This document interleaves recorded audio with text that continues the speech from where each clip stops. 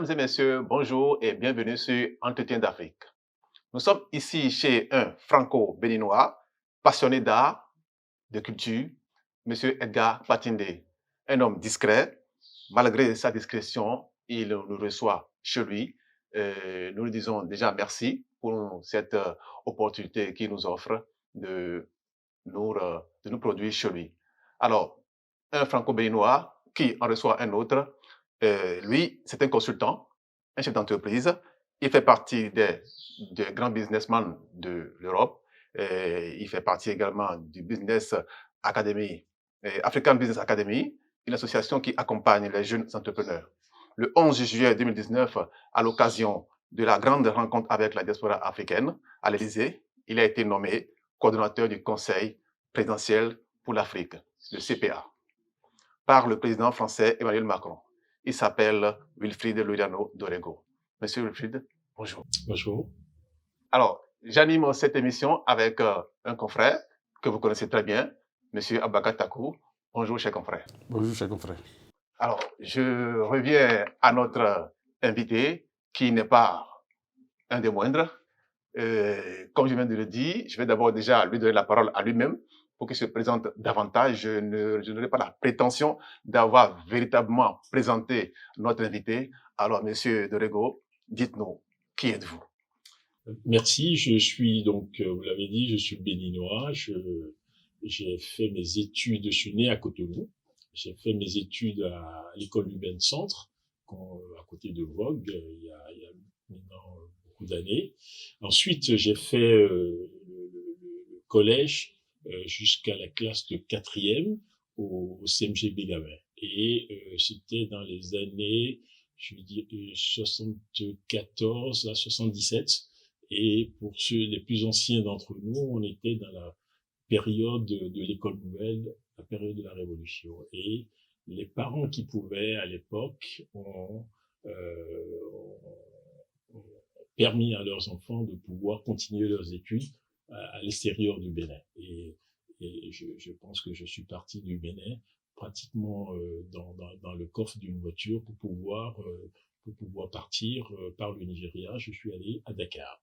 Et donc, j'ai continué mes études à Dakar, où de la 3e, j'ai fait donc la 3e au collège Sacré-Cœur, qui est très connu des Dakarois. J'ai fait ensuite le collège Saint-Michel, de la seconde à la terminale.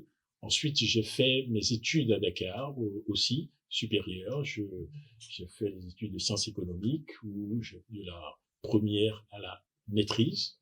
Et quand j'ai fini, on m'a demandé, un de mes professeurs m'a conseillé de continuer les études, que je pouvais pas m'arrêter là. Je dois dire que j'étais plutôt bon élève, j'étais sorti, j'avais souvent été premier de ma classe, sorti marcheur de promotion. Et donc, c'est comme ça que je suis allé en France. Et je suis allé en France pour faire un 3e cycle, ça fait l'IAE de l'Académie de Bordeaux.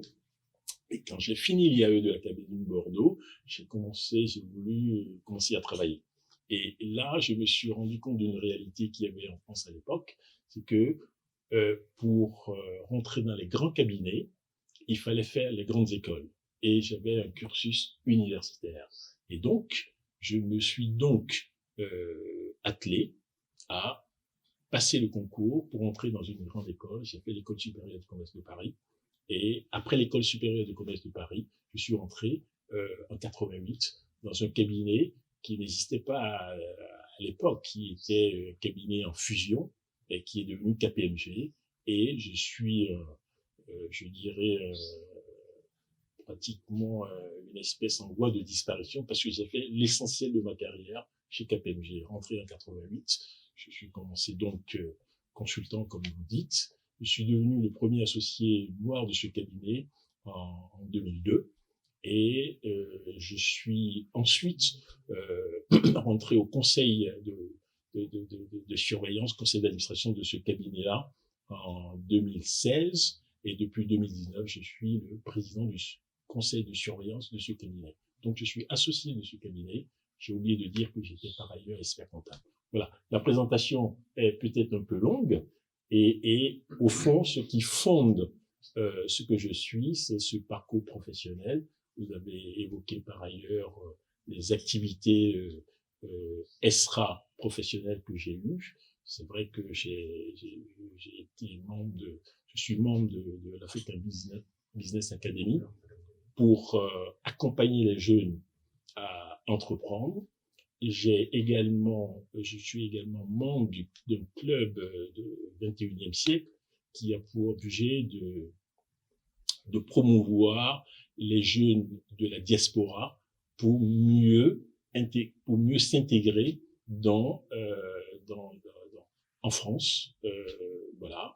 Et donc c'est fort de ces engagements que je pense que le président Macron m'a demandé en juillet 2019 de rentrer au CPA et d'être le coordonnateur du Conseil présidentiel pour l'Afrique.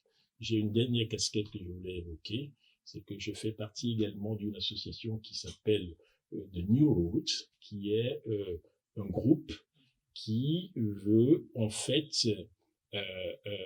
promouvoir un meilleur financement des économies africaines. Et là-dessus, il y a beaucoup de monde. On pourra en parler si vous voulez. Alors, visiblement, vous êtes une élite dans le monde du business, une élite béninoise. Alors, au vu de ce parcours élogieux dont vous venez de parler, c'est grâce à cela que le président Macron vous a nommé lors de cette rencontre à l'Élysée. Alors, vous êtes le coordinateur du CPA. Dites-nous, c'est quoi le CPA et quel est réellement son but? On se demande, est-ce que c'est une autre France-Afrique ou bien c'est quoi cette organisation? D'accord.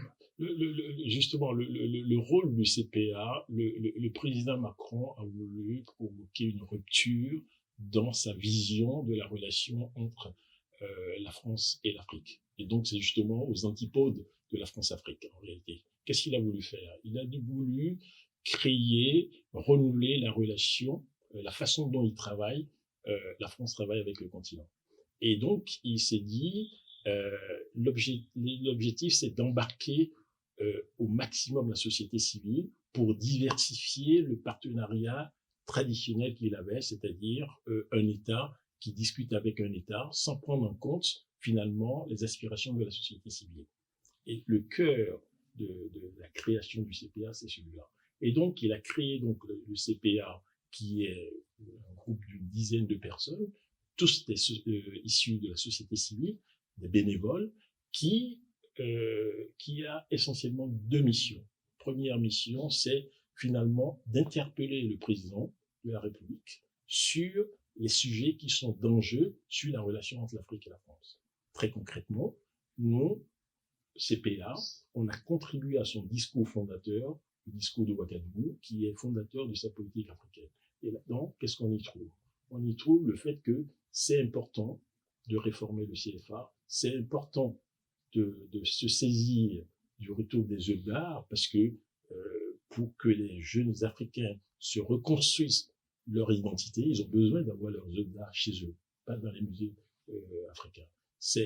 Et donc, on se saisit donc des sujets culturels, on se saisit des sujets de santé, on se saisit des sujets économiques et d'innovation. Et donc, ce droit d'interpellation qui nous a donné le président Macron, c'est pouvoir lui dire, finalement, il y a tel sujet qui est important, mais qui n'est pas pris en compte. Je pense que c'est une innovation de la part d'un politique de faire ça. Le deuxième objectif, c'est que, pour le faire, nous développons donc un contact très proche avec le terrain pour pouvoir être en contact avec justement cette société civile-là pour savoir quelles sont leurs attentes et faire des propositions.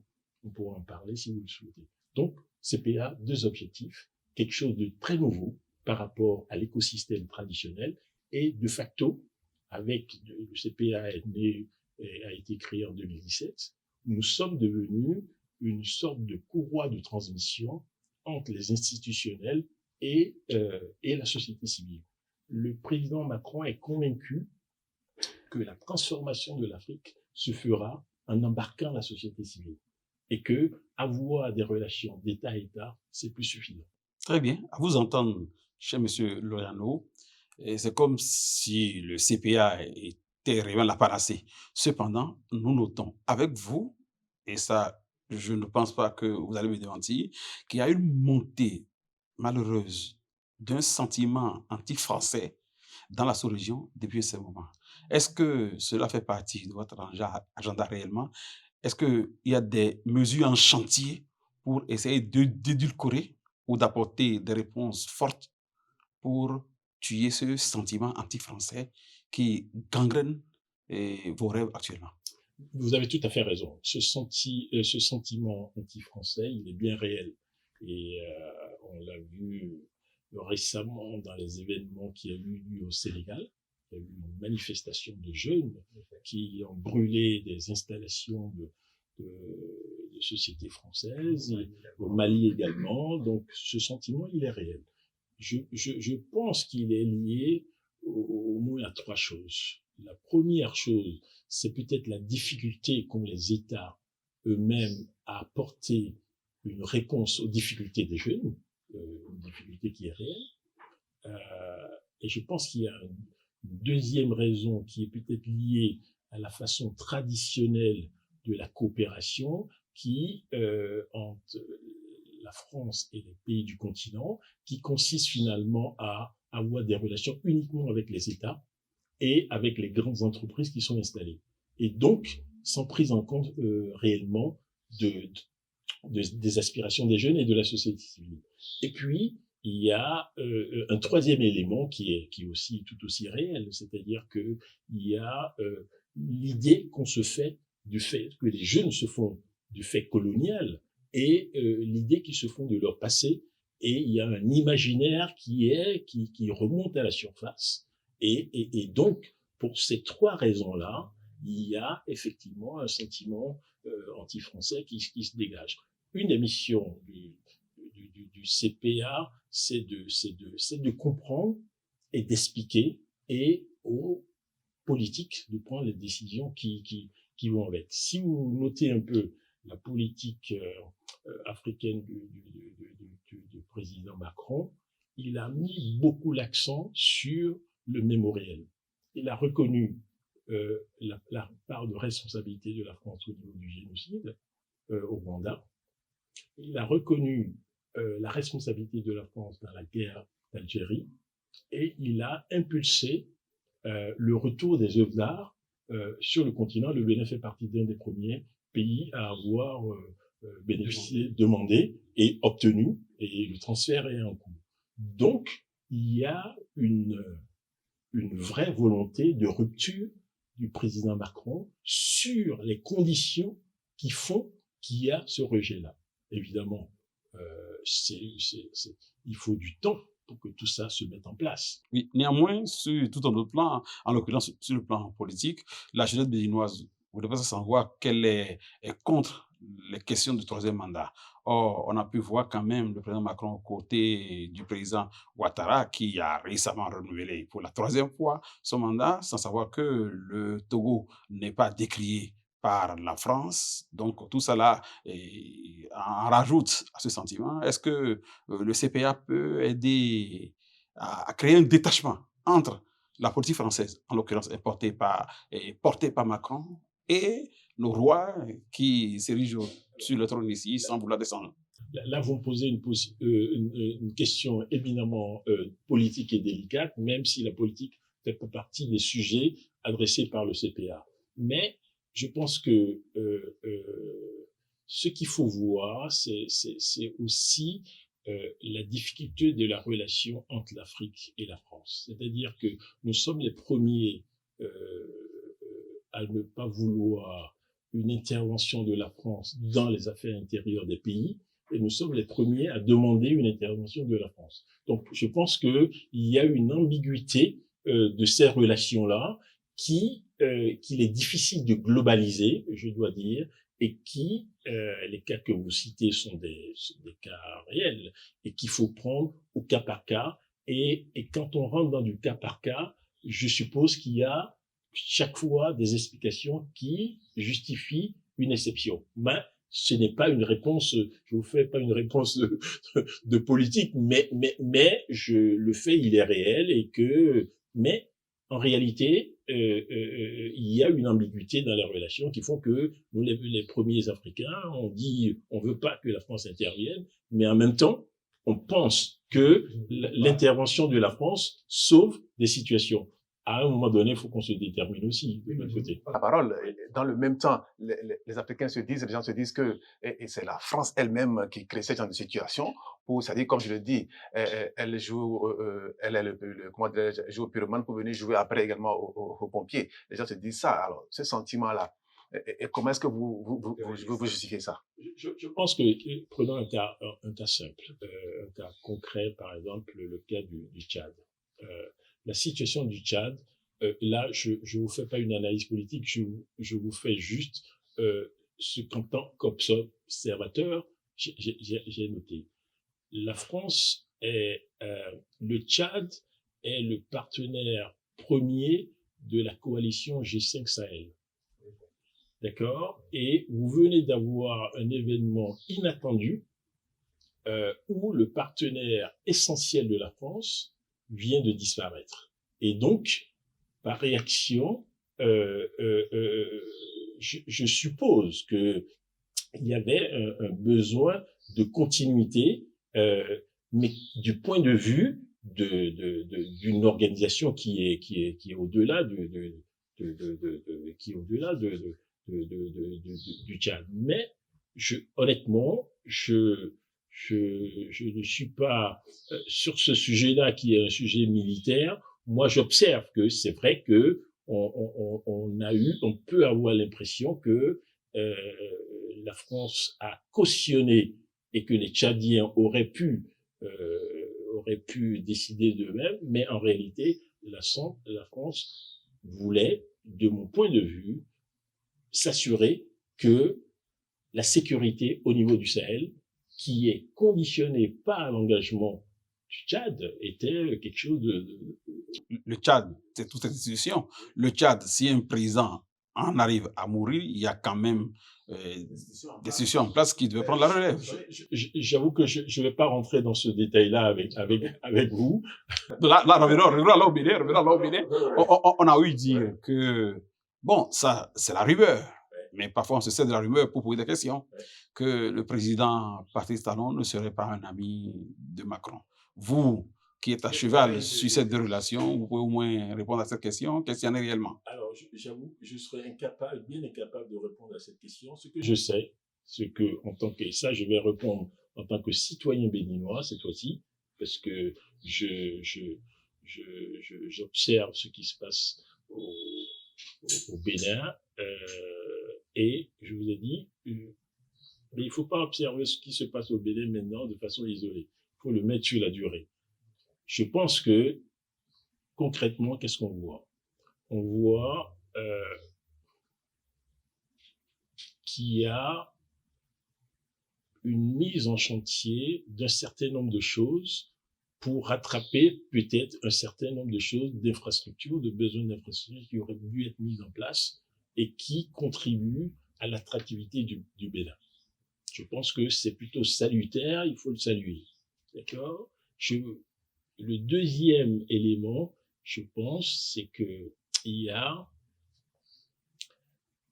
y avait eu au Bénin, et je suis un des premiers à l'avoir regretté, on a le sentiment on avait installé le désordre en règle de fonctionnement.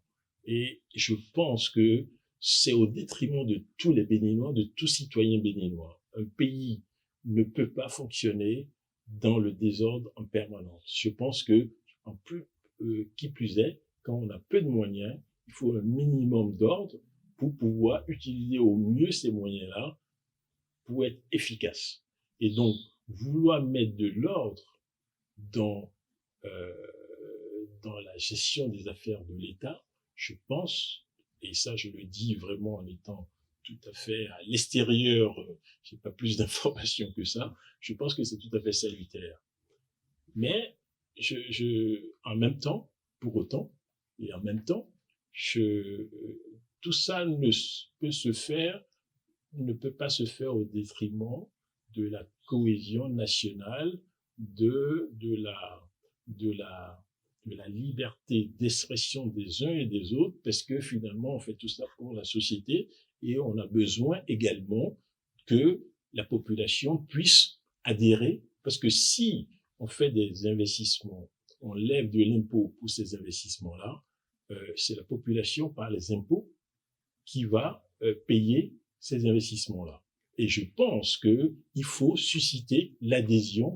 Évidemment, ça prend plus de temps, parce que quand on veut aller vite, tous les pays sont confrontés à ça. Quand on a un agenda, une vision, on pense que c'est la meilleure et on veut aller vite, et ça peut créer des crispations. Après, il faut en débattre, et puis la cohésion nationale est aussi importante Très bien. les Oui, réalisations. vous êtes admirateur des réformes entreprises par Patrice Talon. Alors, que fait ou qu'est-ce que le CPA entreprend de faire pour aider réellement cette jeunesse béninoise qui est en quête du mieux-être aujourd'hui? Ok.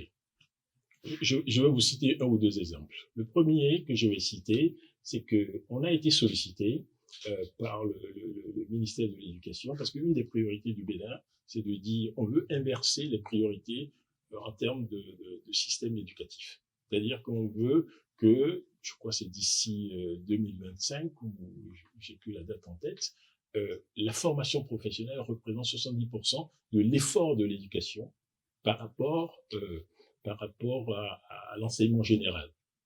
Et la raison pour ça, c'est que si on veut développer l'économie, il faut s'assurer que les gens sont bien formés pour pouvoir répondre aux besoins suscités par l'économie. Et donc, ça, il faut mettre la priorité sur la formation professionnelle.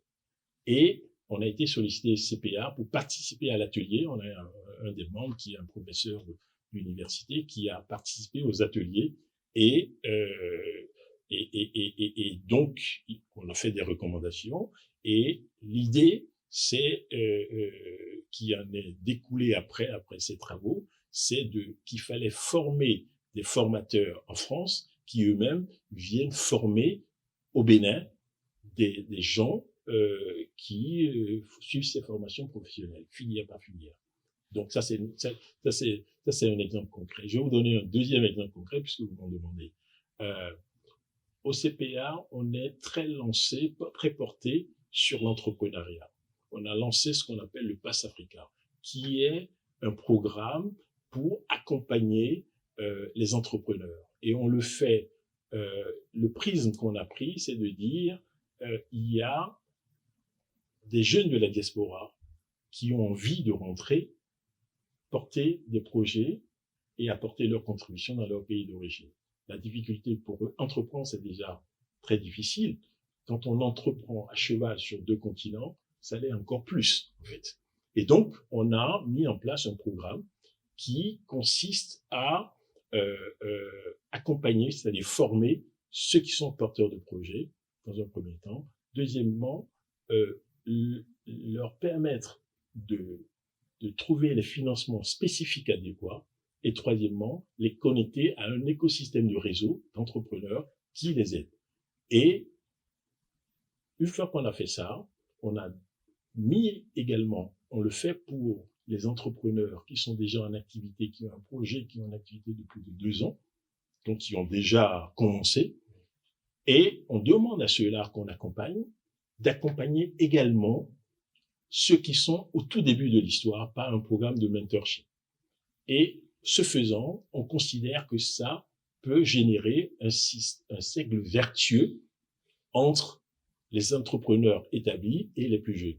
Alors, et ce programme-là, on l'a présenté à l'ambassade de France, à l'ambassade du Bénin en France, qui a mobilisé la diaspora béninoise pour venir écouter ce que nous proposons, et les Béninois qui sont intéressés peuvent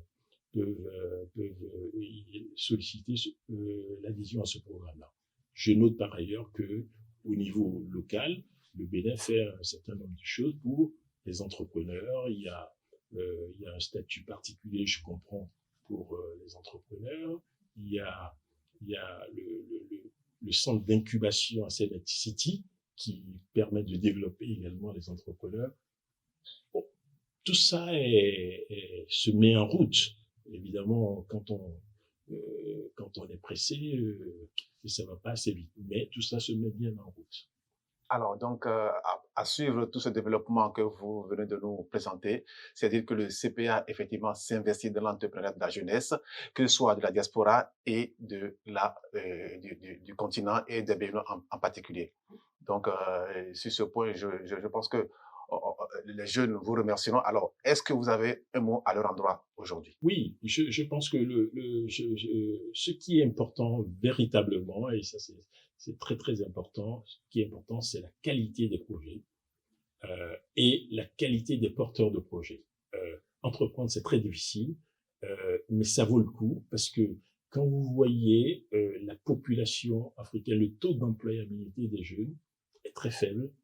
Aucun État ne peut créer les emplois pour ces jeunes-là et les grandes entreprises ne peuvent pas non plus créer des emplois. Et donc, l'entrepreneuriat, c'est un must. On n'a pas d'autre choix, en fait. Et donc, insuffler cette dynamique d'entrepreneuriat est quelque chose de fondamental. Il faut l'accompagner. Et je sais par ailleurs que les femmes jouent un rôle absolument fondamental dans l'entrepreneuriat. Le vrai sujet qu'on a dans nos pays, c'est comment, on a deux gros sujets importants. Le premier, c'est comment fait-on pour faire migrer progressivement le secteur informel qui est très fort vers le formel. Qu'est-ce qu'on leur propose? Comment on les accompagne? Parce que ça peut pas se faire brutalement. Et puis, deuxièmement, comment fait-on? Le vrai sujet en Afrique, c'est le développement du secteur privé. Et le développement du secteur privé passe par le financement du secteur privé. Et comment fait-on pour que les banques qui empruntent à la BCAO, c'est-à-dire l'argent leur coûte 2%, comment se fait-il qu'ils prêtent à plus de 10%, voire 15%, suivant le cas? C'est un enjeu majeur. Certains pensent, on se focalise sur les débats sur le CFA. Le CFA, c'est pas le problème. Ce que veulent les jeunes, c'est comment ils ont accès à un crédit, en fait, et à des meilleures conditions. C'est ça le vrai sujet. Et donc, le financement des économies, le développement du secteur privé, c'est l'enjeu majeur pour donner un horizon, une perspective aux jeunes sur le continent. Et tous les pays ont le même problème. Très bien, merci. Et votre mot de fin?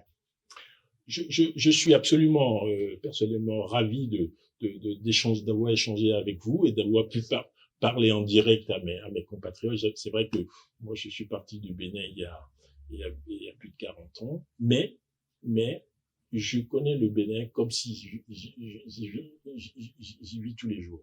Et ça, je voulais passer ce mot-là et dire aussi que c'est, au fond, construire un pays, c'est ensemble qu'il faut le faire. Moi, je voulais juste rappeler peut-être les quelques valeurs sur lesquelles modestement, à mon échelle, j'ai pu faire mon petit chemin.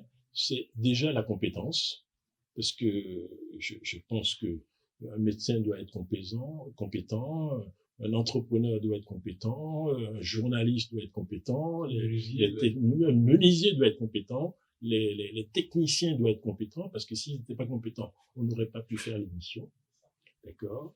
Il y a la compétence. Ensuite, si vous avez des gens compétents et qui sont pas courageux, ils vous servent à rien. Si je suis en train de me prendre le mur, j'ai des gens compétents, mais qui me disent pas que je suis en train de prendre le mur, ils me servent à rien.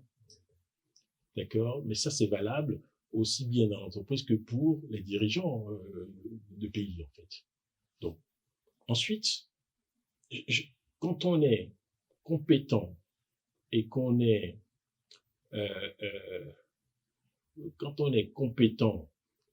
courageux, bah, il faut l'humilité aussi, parce que il y a plus dans la tête de 2-3 personnes que dans une seule tête.